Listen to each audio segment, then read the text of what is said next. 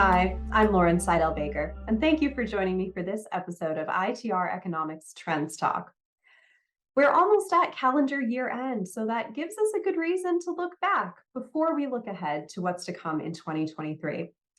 Now, entering this year, 2022, there were three main challenges that I heard quoted time and time again from business leaders. The first was the supply chain, the second was inflation, and the third was the labor market.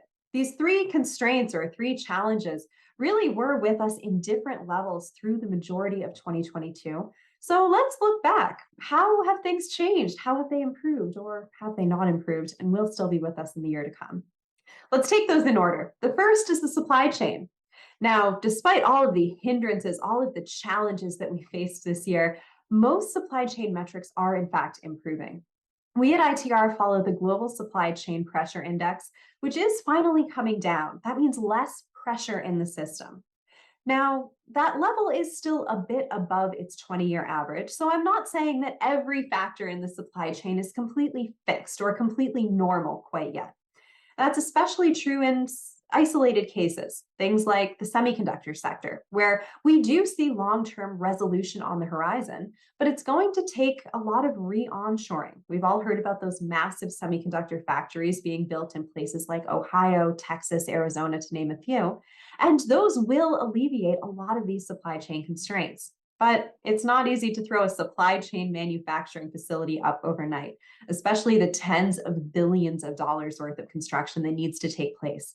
So we expect probably 2024 to be about the earliest that we start to see production rolling off those lines. In the rest of the world, though, most sectors are seeing supply chain pressures mitigate. Again, there will still be that one component that's still tough to get or some different pricing for specific areas, components, or inputs. But generally, we're in a much, much better place than we had been in early 2022. The second item on the list, inflation. This was a concern for businesses, for consumers.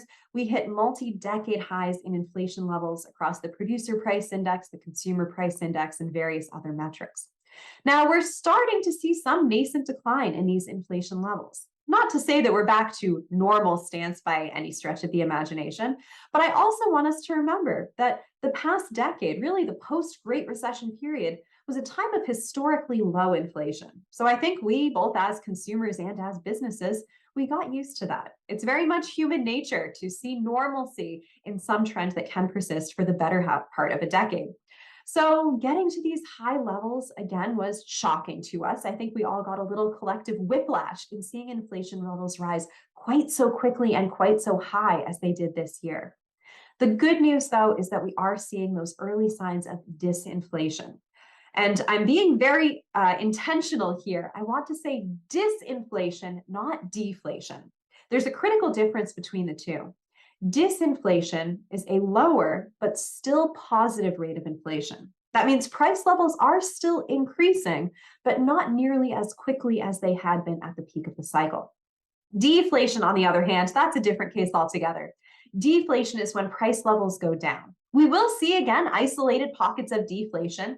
Right now, we could point to steel prices or copper prices. A lot of commodities are in an outright deflationary trend. But generally, our expectation is disinflation for most major items. So those first two items are trending in the right direction. We're seeing, again, some mitigation, some lessened pressure. As Meatloaf said, 2 out of 3 ain't bad. But unfortunately, we do have that last pesky leg of the trifecta stool, that labor force challenge. And hiring has been just such a critical issue for so many businesses. In fact, I've heard that their most common constraint shifted from the supply chain to the labor market as, say, the supply chain eased up a bit. Maybe we were stopping activity, stopping production because we couldn't get in components. Once we finally got those components in, we thought it would be smooth sailing until we realized, well, we didn't necessarily have the people in place to use those components on the production line. Now, unfortunately, Meatloaf isn't exactly right in this case. That last challenge, the labor market challenge, is going to be with us through the rest of this year, through 2023, and really through the foreseeable future. We do expect hiring to remain a challenge. We just don't have the people necessary to fill all of these job openings across our economy. So this will remain a constraint. I know it's fallen out of the headlines. We talked so much in 2021 and earlier this year about the so-called Great Resignation, all of these people quitting jobs or going across the street to the competitor.